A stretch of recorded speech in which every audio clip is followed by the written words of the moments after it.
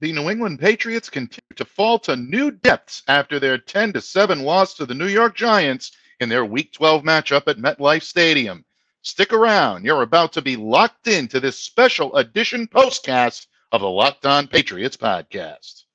You are Locked On Patriots, your daily New England Patriots podcast. Part of the Locked On Podcast Network, your team every day.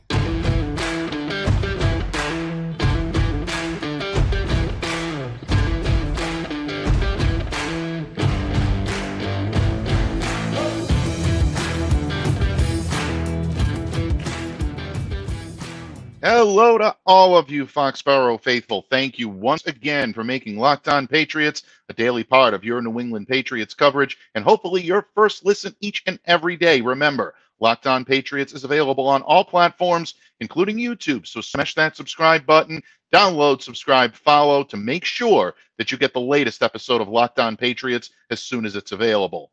I'm your host, Mike DeVito. I cover your New England Patriots for Patriots Country of Sports Illustrated. Reach out to me. Let me know what's on your mind on X at MDABATENFL. While you're out there showing some social media love to Locked On Patriots, please follow our account there as well at LO_Patriots.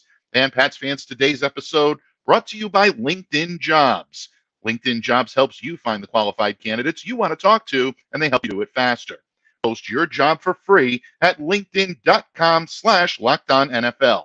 That's linkedin.com/LockedOnNFL to post your job for free. Terms and conditions apply.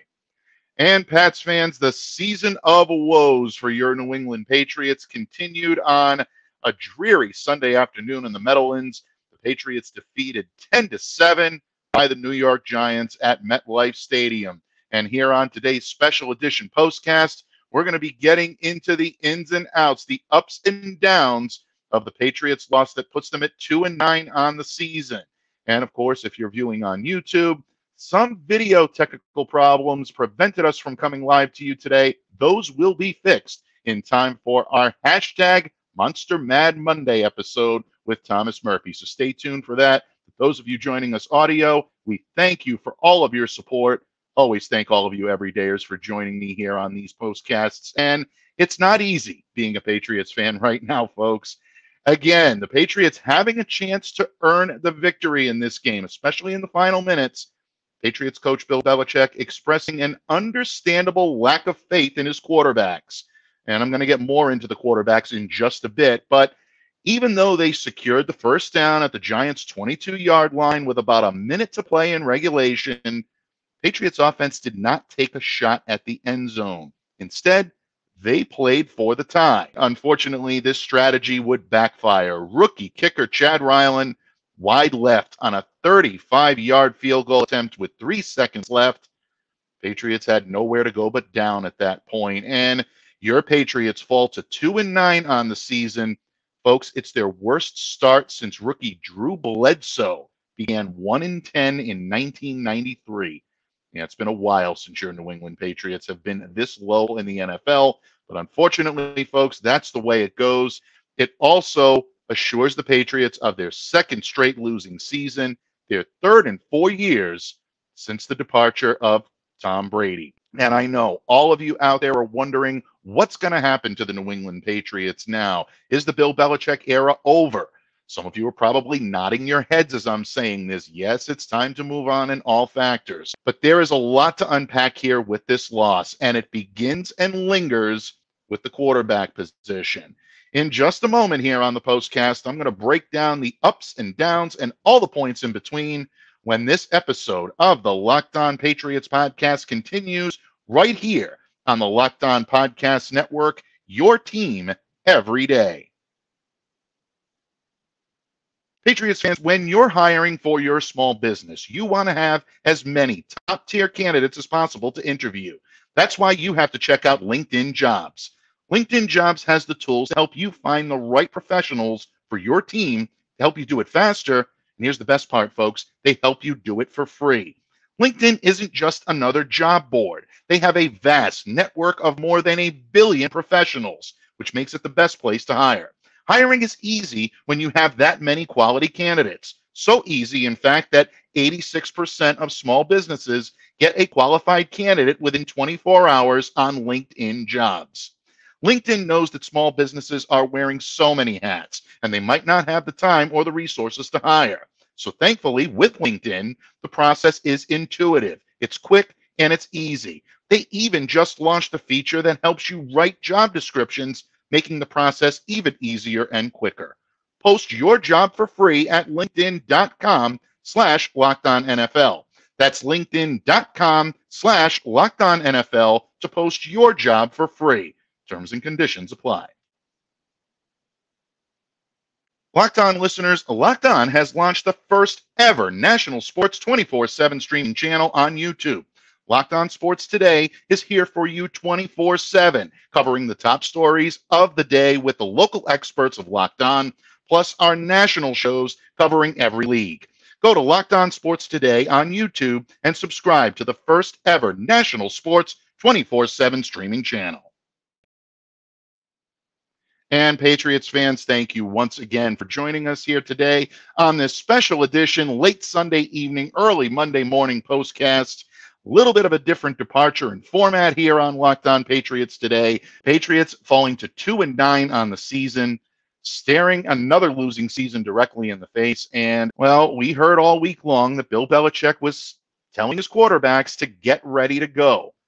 Well, apparently they were not ready to go. Anyone who saw the product on the field on Sunday knows that this team was not prepared to play properly. It was confusing. It was cryptic.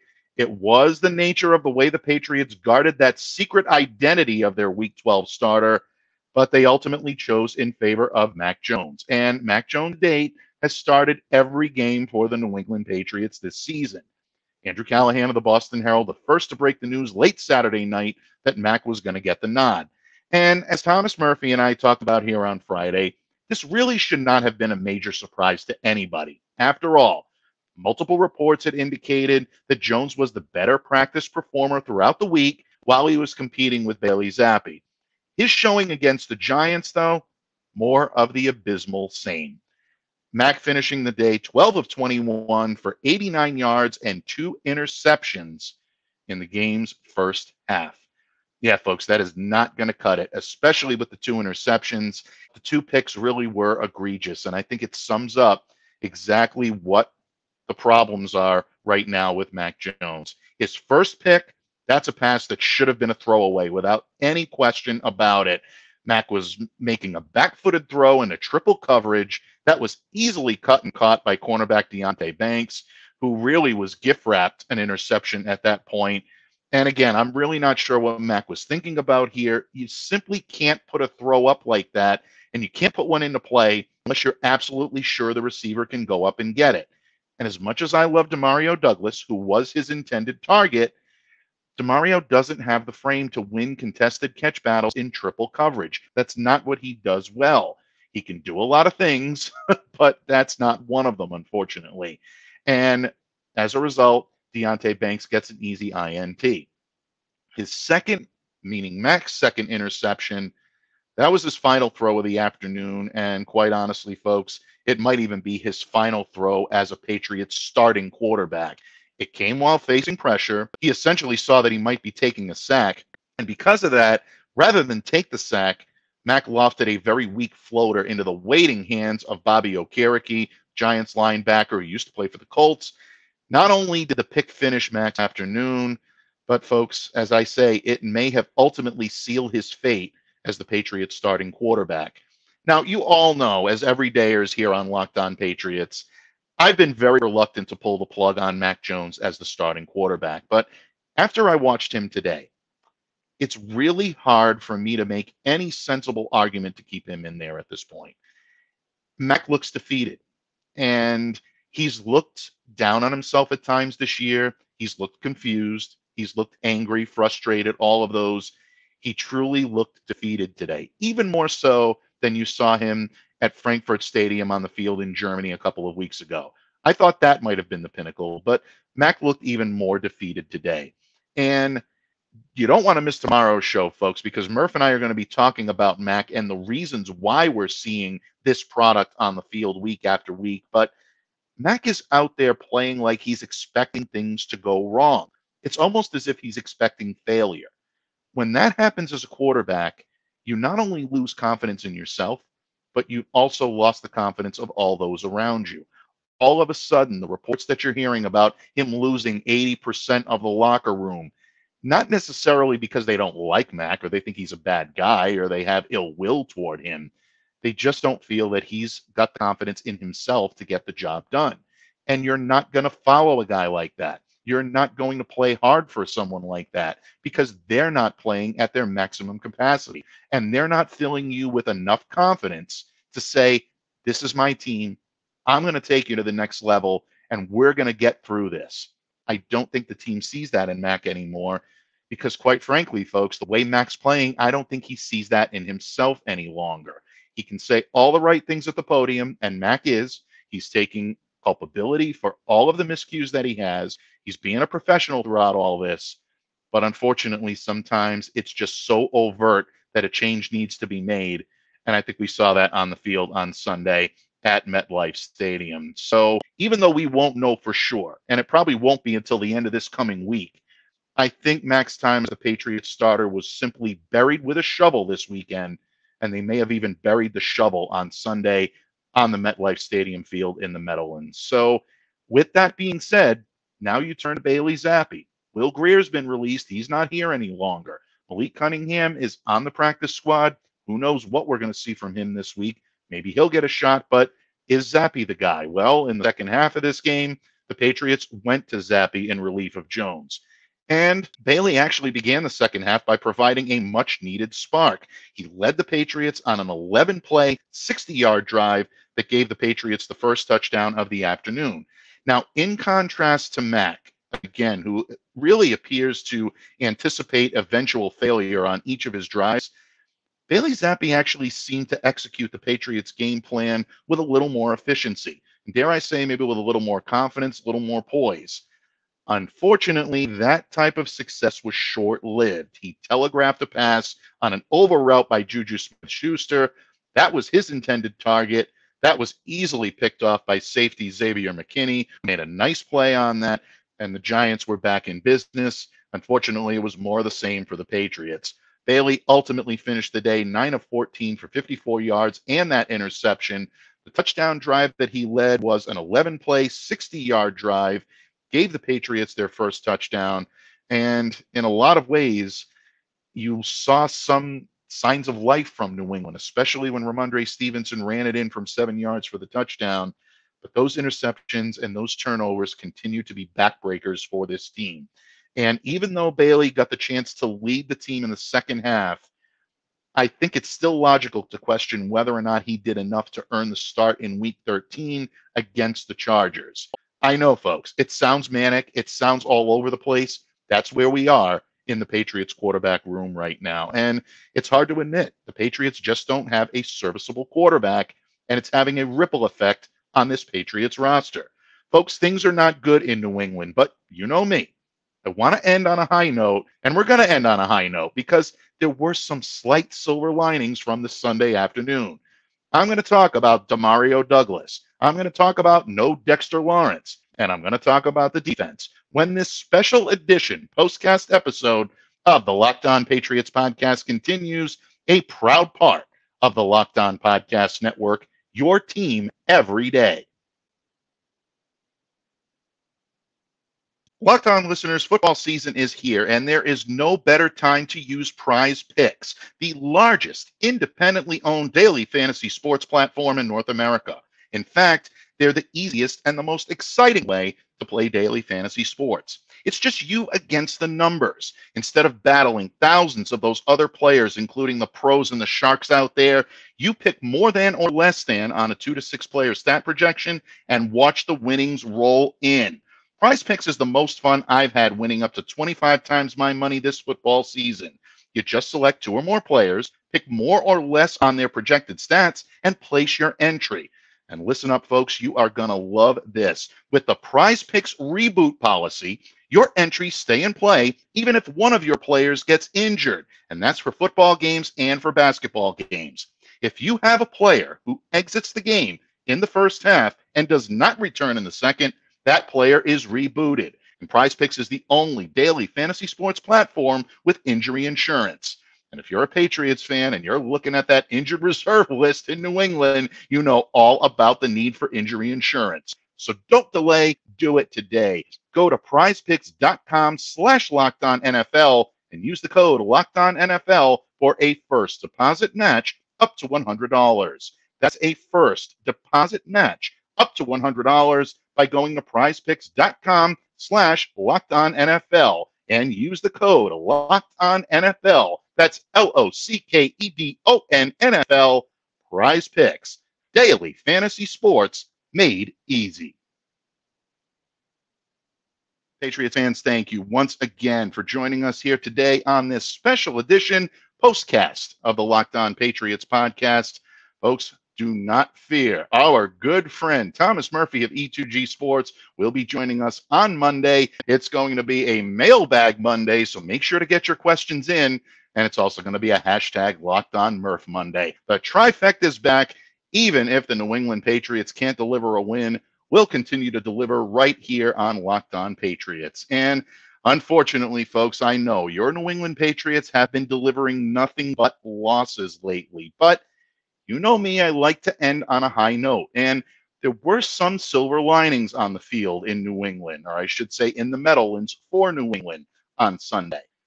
Yeah, I know it's tough to find, but they are there. And even though there's been very little to smile about for the Pats this season, the play and the potential of rookie receiver Demario Douglas continues to be a bright spot. Demario led all Patriots pass catchers with 6 catches for 49 yards on a day, let's face it, folks, in which he received very little help from his quarterbacks. But Douglas's day took a potentially disastrous turn in the second half. Attempting to return a punt early in the fourth quarter, he was essentially clotheslined by Giants linebacker Cam Brown. He landed hard on the turf. That caused him to immediately be removed from the game and evaluated for a head injury. Now, both Douglas and the Pats appear to have caught a break here. Once again, Andrew Callahan, who's been all over the news this week, real tip of the cap to him. He's been phenomenal in breaking some of the great news for New England Patriots fans this week. He learned in a post-game conversation that he had with the rookie that he doesn't have a concussion and, quote, he's doing okay.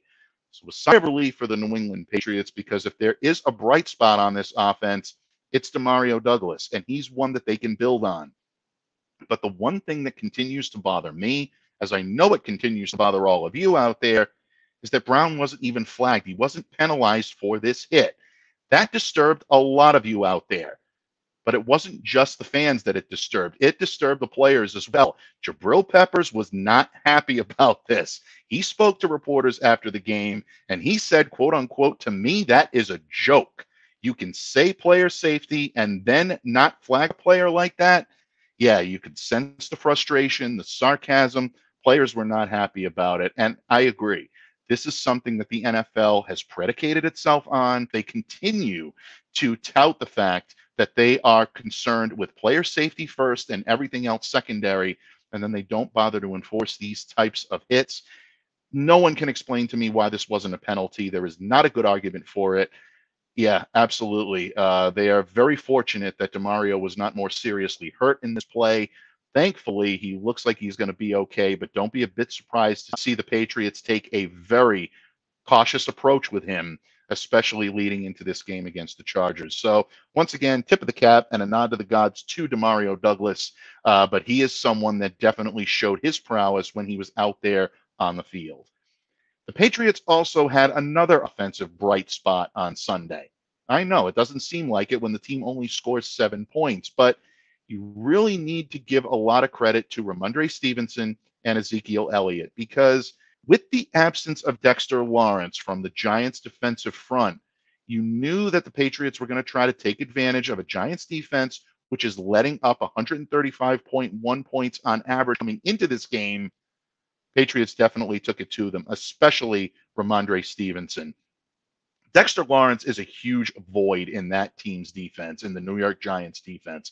What he does for them is so important, whether it's pass defense or whether it's run defense. But especially against the run, the Patriots were able to exploit his absence. His ability to identify both the snap and the block routinely makes him a formidable force in this run defense.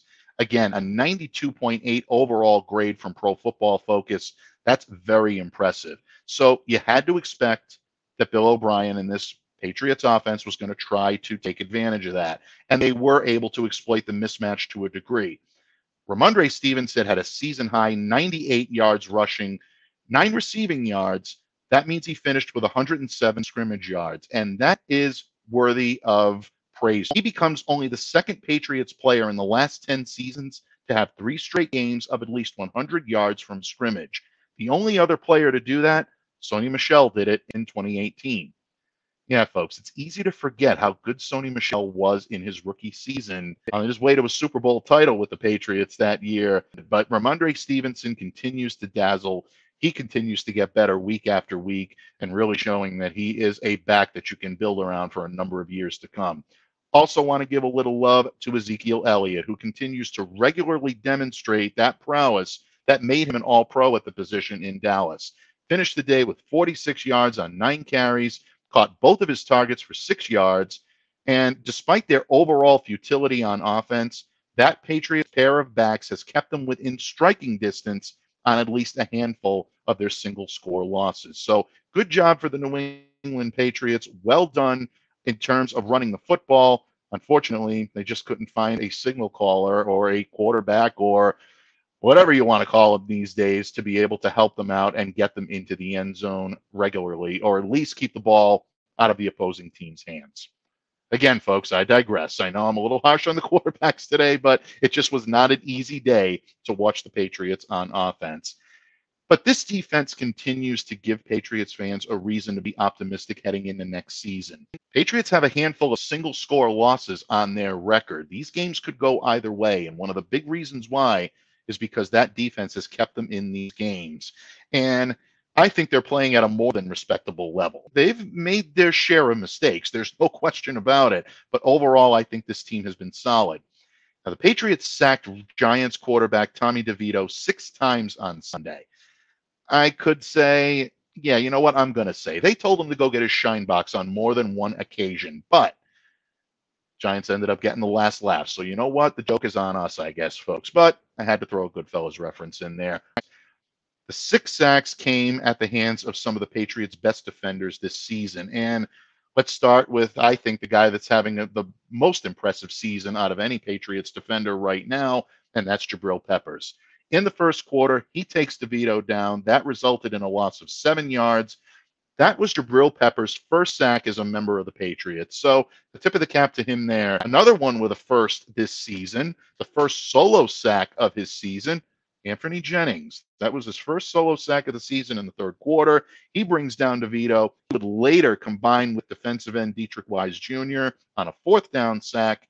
And, of course, defensive tackle Christian Barmore, who may be the Patriots' most complete defender right now.